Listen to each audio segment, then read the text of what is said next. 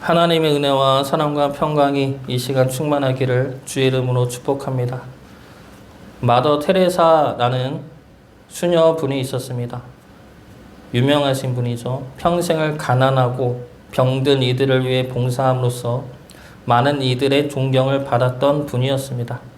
그런데 이분이 돌아가시고 나서 이분이 어느 한 신부에게 보낸 편지가 큰 이슈가 된 적이 있었습니다. 자신의 신앙 고백을 한 편지인데 그 편지의 내용은 이렇습니다. 내 안에는 끔찍한 어둠이 있습니다. 제 영혼은 너무 많은 모순으로 가득합니다. 신앙도 사랑도 열정도 없습니다. 영혼도 저를 끌어당기지 못하고 천국도 아무 의미가 없습니다. 저에게는 텅 빈 곳으로만 보입니다. 이 모두에도 불구하고 제가 하나님께 계속 미소 지을 수 있도록 저를 위해 기도해 주십시오. 말로 표현할 수 없는 어둠과 외로움, 주님을 향한 끊임없는 갈망이 마음 깊은 곳에서 저를 괴롭히고 있습니다. 어둠이 너무나 깊어서 제 마음으로도 이성으로도 아무것도 보이지 않습니다. 제 영혼 안에 주님이 계셔야 할 자리에는 아무도 없습니다. 제 안에는 주님이 안 계십니다. 그 고통과 괴로움은 말로 설명할 수 없습니다. 마더 테레사 분이 신부에게 보낸 편지의 내용이죠. 근데 이 고백이 세상에 알려지고 나서 여러 반응들이 나왔습니다. 믿지 않는 이들은 하나님은 없었다. 마더 테레사 같은 분도 없었다 느꼈으니 없는 거 아니냐 라는 반응도 나왔고, 이단들은 구원의 확신을 못 받았기 때문이다 라는 반응도 나왔습니다. 그리고 기독교 내에서는, 기독교 내의 일부는 테레사 수녀가 잘못했다는 반응도 나왔습니다. 경건하게 하나님을 찾지 않았으니까 저는 낭만과 시험에 빠진 것이 아니냐라는 반응들이죠. 이 마더 테레사의 수녀의 이 고백을 우리는 어떻게 받아들이고 있습니까? 마더 테레사의 고백은 진실하면서도 귀한 고백입니다. 우리 믿는 이들이라면 우리 자신을 돌아보며 끊임없이 성찰하며 물어야 할 고백들입니다. 우리는 예수님을 믿고 구원을 받았지만 거기에 머물러 있어서는 안 되죠. 우리가 하나님의 자녀인지 우리 안에 죄성을 있는지 돌아보고 하나님의 임재 또한 끊임없이 구하고 확인해야 합니다. 이러한 자기 성찰이 이루어지지가 않으면 우리는 믿지 않는 사람들과 똑같을 수밖에 없습니다. 그러면 우린 맛을 잃어버린 소금처럼 세상에서 힘을 잃어버리게 될 것입니다. 그런 의미에서 오늘 말씀은 아주 중요한 말씀입니다. 오늘 말씀은 바울의 심각한 신앙적인 고백이 담겨 있는 말씀입니다. 바로 내 안에 죄가 있다는 고백이죠. 이 죄는 내가 원하지 않는 죄를 행하게 하는데 이것을 내가 어찌할 수 없다라는 고백입니다. 이 고백은 내가 죄인이라는 좌절과 절망의 고백은 아닙니다. 이 고백은 내 안의 죄성을 보고 극복하고 이겨내기 위한 고백입니다. 그리고 이 고백을 통해 우리는 진정한 그리스도인으로 그리고 세상의 빛으로 나아갈 수가 있습니다. 사도 바울이 탄식처럼 말하는 이 고백들을 통해 우리 역시 우리 자신을 돌아보고 날마다 한 걸음씩 완전한 그리스도인이 되어서 가기를 주의 이름으로 축복합니다. 먼저 완전한 그리스도인이 되기 위해서 우리는 우리 안에 죄가 있음을 알아야 합니다. 사도 바울은 오늘 말씀에서 자신이 지금 어떠한 상태에 있는지를 세 가지로 표현하고 있습니다. 먼저 14절 말씀을 보면 죄 아래 팔렸다라고 말하고 있습니다. 그리고 18절 말씀을 보면 내 안에는 선한 것이 없다고 말하죠. 그리고 21절을 보면 내 안에 악이 함께 있다고 말합니다. 이 모두는 내 안에 죄가 있다는 것을 고백하는 말씀이죠. 그러면서 바울은 내 안에 죄가 있는 증거가 무엇인지에 대해서도 말합니다. 내 안에 죄가 있다는 증거, 15절을 보면 내가 원하는 것은 행하지 않고 미워하는 것만 행하더라는 겁니다. 그리고 19절에도 원하지 않는 악을 행하더라 말합니다. 이것을 정리하면 나는 율법을 지키고 선을 행하기를 원하는데 내 뜻과 다르게 악을 행하고 있다는 겁니다. 여기서 악을 행한다는 것은 악한 행동만을 의미하는 것이 아니죠. 악한 마음을 품는 것도 악을 행하는 것입니다. 그런데 이러한 원치 않는 악을 행하는 이유가 무엇인지 가만히 살펴보니까 내 안에 죄가 있기 때문이더라는 겁니다. 지난주에도 보았듯이 우리의 죄는 악한 일을 행하는 것이 아닙니다. 악한 마음이 죄이죠. 그래서 남의 것을 탐내지 말라라는 율법 자체는 거룩하지만 그 율법을 타고 들어온 탐심이 죄라는 겁니다. 탐내지 말라라는 말씀을 들을 때 우리는 지금 내가 탐내고 있는 것이 무엇인지가 떠오르게 된다는 것이죠. 그것이 죄라는 겁니다. 사도 바울은 자신이 바로 그러한 자이고 믿는 우리들 역시 그러한 자들이라는 겁니다. 율법을 지킨다고 해서 의인이 아니죠. 남들보다 착하게 산다고 해서 의로운 자가 아닙니다. 남들에게 우리 안에 더럽고 추악한 모습이 들키지만 않으면 되는 것도 아닙니다. 하나님 앞에 우리 자신을 매일같이 돌아보아야 한다는 것이죠. 그리고 우리 안에 있는 죄성을 깨달아야 한다는 겁니다. 우리 큰애가 태권도장을 다닙니다. 몇 달 됐는데 근데 하루는 애가 집에 와서 엄마 품에서 엄청 서럽게 우는 겁니다. 그래서 왜 우느냐 물어봤더니 태권도장에서 스트레칭을 했다는 겁니다. 다리 올리고 그런 스트레칭을 했는데 우리 큰애가 뻣뻣합니다. 유연하지가 못해서 다리가 잘 안 올라갑니다. 걔도 자기는 아픈 거 참고 올리고 그랬는데 사부님이 아파도 좀 더 뻗으라고 했다는 겁니다. 그래서 자기는 이미 아픈 것을 참고 하고 있었는데 사부님이 그것도 모르고 아파도 참으라 했다고 그런 말을 했다고 서러워서 한참을 울었습니다.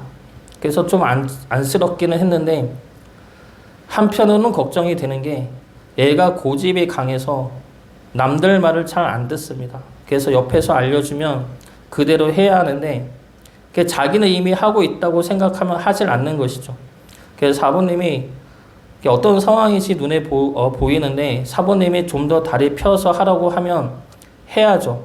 아직 내가 안 피고 있구나 깨닫고 하려고 노력을 해야 하는데 큰애는 나는 이미 피고 있어. 나는 아픈 거 참고 제대로 하고 있어. 이렇게 생각하면서 거기서 더 하질 않는 겁니다. 그리고 그걸 모르는 사부님이 잘못한 거라고 울고 있는 것이죠. 그래서 안타까우면서도 답답한 것이죠. 그런데 우리도 우리 안의 죄에 대해서는 이럴 때가 있다는 겁니다. 우리는 남들에게는 엄격하면서도 우리에게는 관대하죠. 내 죄에 대해서는, 내 잘못에 대해서는 여러 가지 이유가 있고 피치 못할 사정이 있다고 말합니다. 그러면서 나는 그래도 최선을 다했어. 나는 그래도 남들보다는 나 스스로 만족하면서 내 죄를 보지 않으려 한다는 겁니다. 그러면 우리 안에 있는 죄를 우리가 이길 수도 없고 그 죄로부터 자유할 수도 없습니다. 우리 안의 죄를 우리가 봐야 합니다. 내 안에 나도 모르게 나오는 악한 마음과 내가 원치 않는 악한 마음들이 있음을 봐야 합니다. 그리고 그것이 내 안에 있는 죄성임을 깨달아야 하죠.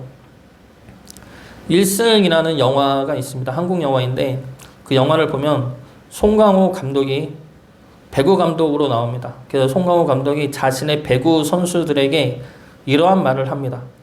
내가 이기는 법을 가르쳐 주겠다. 너희들이 어떤 선수인지 잘 몰라서 그러는데 내가 어떤 선수인지 알게 되면 다음에 내가 뭘 할지가 보여. 이런 말을 합니다. 우리 안의 죄성도 마찬가지입니다. 우리가 우리 안의 죄성을 보는 것은 죄성을 봐야 이길 수 있기 때문입니다. 우리 안에 죄를 깨닫는 것이 부끄러운 것도 아닙니다. 그 죄가 있다고 해서 하나님한테 버림받는 것도 아니죠. 그 죄를 감춘다고 해서 그 죄가 없어지는 것도 아닙니다. 그 죄를 우리가 봐야 그 죄를 이길 수가 있고 그 죄로부터 자유할 수가 있습니다. 우리 안의 죄성들에 대해 합리화하지 마시고 그 죄성이 악하고 역겨운 것임을 깨달아 그 죄를 죄로 볼 수 있기를 주 이름으로 축복합니다. 두 번째로 완전한 그리스도인이 되기 위해서는 우린 죄와 싸워야 합니다. 우리 안에 죄성에 대해 보게 되었다면 그 죄성과 싸울 결단을 해야 한다는 것이죠. 죄성에 대해 합리화하거나 죄성을 이길 수 없다고 포기해서도 안 됩니다. 22절과 23절 말씀 보겠습니다. 내 속사람으로는 하나님의 법을 즐거워하되 내 지체 속에서 한 다른 법이 내 마음의 법과 싸워 내 지체 속에 있는 죄의 법으로 나를 사로잡는 것을 보는도다. 사도 바울은 내 안에서 죄의 법이 더 강하다고 말합니다. 그러나 이 말씀은 죄와 싸워 보았기 때문에 할 수 있는 말이죠. 죄와 싸워보지 않고는 죄가 강한 줄도 모르고 죄가 무엇인지도 모릅니다. 우리가 죄를 이길 수 없는 이유가 무엇입니까? 죄를 더 사랑하기 때문이죠. 어둠 속에 있는 것이 더 좋기 때문입니다. 그래서 우리는 어둠과 죄로 보지 않을 때가 있습니다. 그래서 어둠과 죄 속에 있으면서도 우리는 빛 가운데 있다고 착각하는 것이죠. 사람을 사랑하는 것보다 사람을 미워하는 것이 더 편할 때가 있습니다. 사람 비난하고 흉을 봐야 스트레스가 풀린다고 생각을 하죠. 그게 정신 건강에 좋다고 생각을 합니다. 그래서 남을 미워하고 비난하는 것이 죄인 줄 알면서도 그 죄와 싸우지 않습니다. 오히려 내 건강을 위한다는 핑계로 죄 가운데 머물러 있는다는 것이죠. 일본의 대표적인 기독교 작가인 엔도 수자쿠는 그의 책 침묵에서 죄에 대해서 이렇게 정의를 합니다. 우리가 생각하고 있는 것처럼 도둑질을 한다거나 거짓말을 하는 그런 것이 죄가 아니었다. 죄란 인간이 또 한 인간의 인생을 통과하면서 자신이 거기에 남긴 흔적을 망각하는 데 있었다. 이 말이 나온 책의 침묵이라는 책의 장면은 그 선교사 신부가 일본 관리에게 붙잡혀 오두막에 갇힌 상황이었습니다. 그래서 자신은 갇혀서 죽을 위기에 처해 있는데 자신을 지키는 파수꾼들, 감옥지기들은 자기 앞에서 웃고 자기들끼리 웃고 떠들고 잡담을 나누고 있더라는 겁니다. 그래서 이 모습을 보면서 이 선교사는 예수님이 잡혔을 때 그때 불가에서 웃고 떠들던 사람들의 모습을 생각합니다. 그러면서 어떻게 사람이 타인에게 이렇게도 무관심할 수가 있을까? 개탄하면서 아까 했던 죄에 대해서 이런 말을 하는 것이죠. 죄란 인간이 또 한 인간의 인생을 통과하면서 자신이 거기에 남기는 흔적을 망각하는 데 있었다. 즉 나로 인해 타인이 받게 될 상처와 아픔을 생각하지 않는 것, 그것이 죄라는 겁니다. 지난주에 아동부 예배 때 공과 주제가 용서였습니다. 지지난주였나요? 그때 공과 주제가 용서였는데 요셉이 형들을 용서한 것처럼 용서해야 한다가 주제였습니다. 그래서 용서에 대해 배우고 있는 그 시간에 우리 둘째 딸 예은이가 언니를 용서할 수 없다고 말했다는 겁니다. 그래서 왜 그랬느냐 물어봤더니 자기가 그 공과 교재에 뭐를 쓰고 있었는데 언니가 자기 팔을 쳐서 잘못 쓰게 되었다는 겁니다. 그래서 예림이가 일부러 친 것은 아니고 모르고 쳐서 미안하다고 했는데 예은이가 용서 안 한다고 그랬다는 겁니다. 그래서 그때 용서에 대해 가르쳤던 사모님이 참 난감했다는 말을 들었습니다. 예은이가 용서하지 않는 이유가 무엇입니까? 자신이 받은 상처가 더 크다고 생각하기 때문이죠. 용서하는 것이 옳은 것을 알아도 내 상처가 크기 때문에 용서하지 않는 겁니다. 우리가 죄에 대해서 싸우지 않는 이유도 이와 같을 때가 많다는 것이죠. 내가 받은 상처가 크니까, 내 상황이 더 중요하니까, 내 기분이 더 중요하니까, 남들보다 내가 더 소중하니까 내가 가지는 분노나 미움이나 비판에 대해서 죄로 생각하지 않는다는 겁니다. 그러니 죄에 대해 싸우지도 않는 것이죠. 죄는 죄와 싸워야 하는 겁니다. 내 안에 죄가 무엇인지 보아야 하고 봤으면 그 죄를 이겨낼 수 있도록 싸워야 합니다. 우리 안에 모든 죄를 이길 수는 없습니다. 우리는 우리 능력으로는 우리 안에 죄를 하나도 이길 수는 없습니다. 그러나 싸우기는 해야 하죠. 모든 죄와 싸우는 것이 아니라 하나씩 싸워 나가야 합니다. 지금 내가 보고 깨닫고 있는 내 안의 죄부터 싸워 나가야 합니다. 그래야 죄가 주는 거짓된 쾌락에서 벗어나고 주님이 주시는 참된 평안과 안식을 누릴 수가 있습니다. 우리 안에 죄와 싸우시기 바랍니다. 그로 인해 주님 안에서 참된 평안을 누릴 수 있기를 주의 이름으로 축복합니다. 마지막으로 죄를 보고 싸웠으면 성령님을 의지해야 합니다. 사도 바울은 오늘 말씀에서 내 안에 죄가 있고 그 죄와 싸우나 그 죄를 이길 수 없다 말합니다. 그래서 죄의 법이 나를 사로잡아서 원치 않은 악을 행하게 한다 말하고 있는 것이죠. 그러면서 하는 탄식이 무엇입니까? 나는 공고한 사람이라 탄식하는 겁니다. 24절 말씀 보겠습니다. 오라 나는 공고한 사람이로다. 이 사망의 몸에서 누가 나를 건져내라. 여기서 공고한이라는 표현은 소망이 전혀 없는 상태를 의미합니다.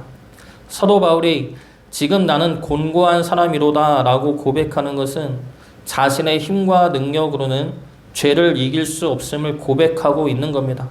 그러면서 자신 안에 죄성이 너무나 많음에 절망하고 있는 표현이죠. 그런 나를 누가 구원하십니까? 바로 주님이 그런 나를 구원하십니다. 25절 말씀 보겠습니다. 우리 주 예수 그리스도로 말미암아 하나님께 감사하리로다. 그런즉 내 자신이 마음으로는 하나님의 법을 육신으로는 죄의 법을 섬기노라. 예수님이 우리를 대신해 심판을 받으셨기 때문에 우리는 구원에 임하게 되었습니다. 죄와 관련해서 주님이 나를 구원하셨다는 것은 두 가지를 의미합니다. 하나는 죄에 대한 심판을 주님이 받으셨기 때문에 우리는 심판이 아니라 구원에 이르게 된다는 것이 첫 번째 의미입니다. 이것은 우리가 죽은 다음에 이루어질 일이죠. 그리고 두 번째 의미는 지금 이 땅에서 우리 안의 죄를 이기는 방법입니다. 바로 나를 구원하신 주님을 쫓아 사는 것이죠. 주님을 따라 사는 겁니다. 그럴 때 우리의 능력이 아니라 성령님의 도우심으로 우리 안의 죄로부터 자유할 수 있게 된다는 겁니다. 이러한 내용이 바로 다음 장인 8장의 로마서 8장의 내용입니다. 죄를 이기는 방법은 성령님을 따라 사는 것이죠. 우리 힘으로는 이길 수 없음을 깨닫고 성령님을 붙잡고 성령님을 의지하며 사는 것입니다. 지금까지의 순서를 한번 정리를 해보면 첫 번째는 내 안의 죄를 깨닫는 것이고 두 번째는 그 죄와 싸우기를 결단하는 것이고 세 번째는 성령님을 의지함으로 죄를 이겨내는 것입니다. 이러한 순서는 중독자들을 치료하는 순서와 비슷합니다. 알코올 중독자든 도박 중독자든 치료하기 위해 가장 먼저 해야 할 것은 자신이 중독자임을 인정하는 겁니다. 스스로 인정을 해야죠. 자신이 중독자임을 스스로 깨닫지를 못하면 치료가 들어갈 수가 없습니다. 그래서 가장 먼저 해야 하면서도 가장 중요하고 가장 어려운 것이 스스로가 중독자임을 깨닫는 것이라고 합니다. 그 다음에는 중독으로부터 벗어나기를 스스로가 결심을 해야 합니다. 그렇게 결심을 했으면 그 다음에는 건전한 취미를 가지는 겁니다.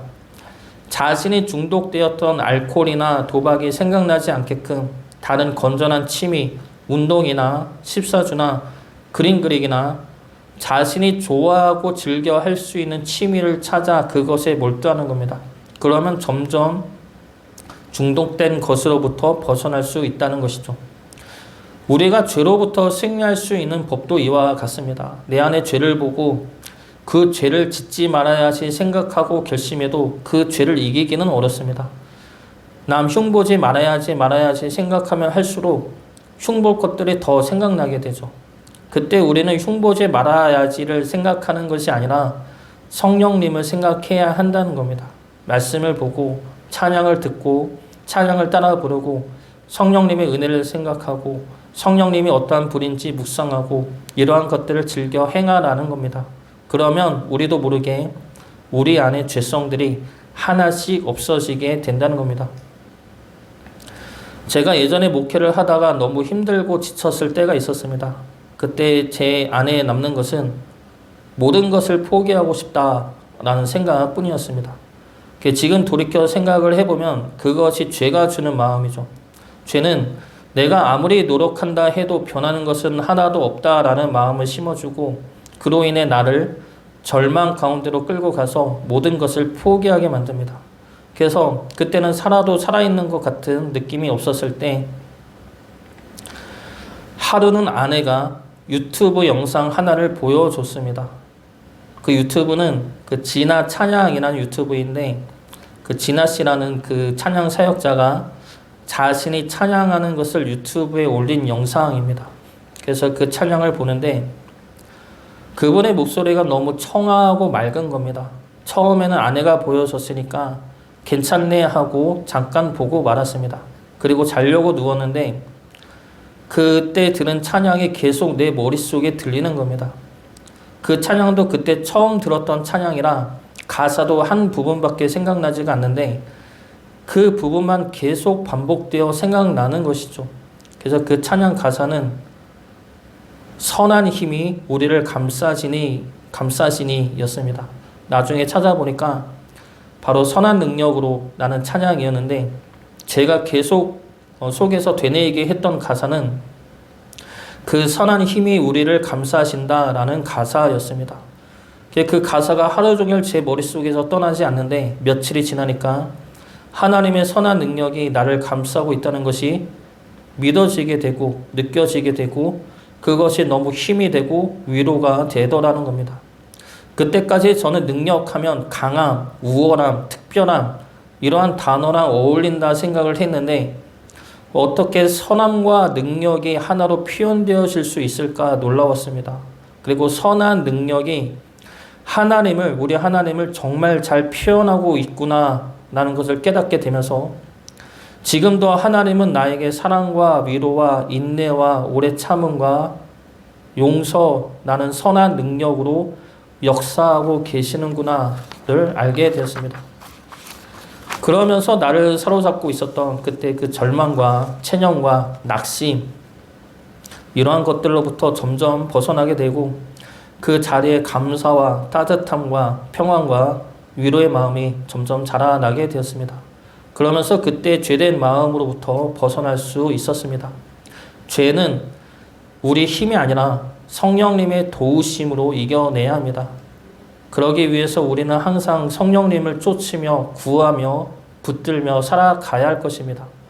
우리 마음을 죄 가운데 두지 마시고 성령님의 마음을 구하고 붙드심으로 하늘의 참된 평강과 기쁨과 사랑을 누리며 살아가시기를 주의 이름으로 축복합니다.